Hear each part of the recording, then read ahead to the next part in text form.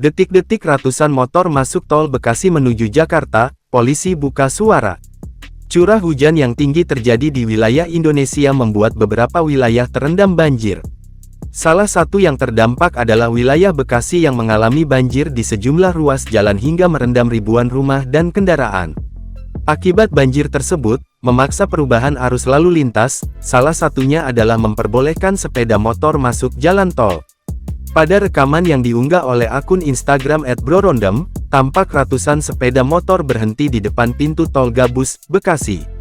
Ratusan sepeda motor tersebut meminta akses ke Jakarta lantaran tidak bisa melewati jalan arteri yang tergenang banjir.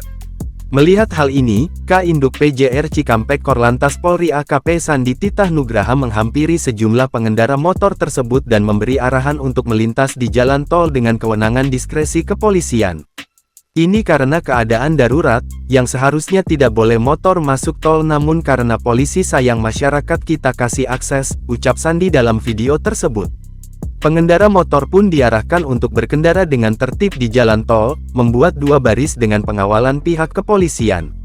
Pemerhati masalah transportasi dan hukum, Budianto mengatakan, dalam keadaan tertentu petugas kepolisian bisa dapat melakukan diskresi yang diatur dalam Pasal 18 Undang-Undang UU Nomor 2 Tahun 2002 tentang Kepolisian dan Pasal 104 UU Nomor 22 Tahun 2009 tentang Lalu Lintas dan Angkutan Jalan (LLAJ).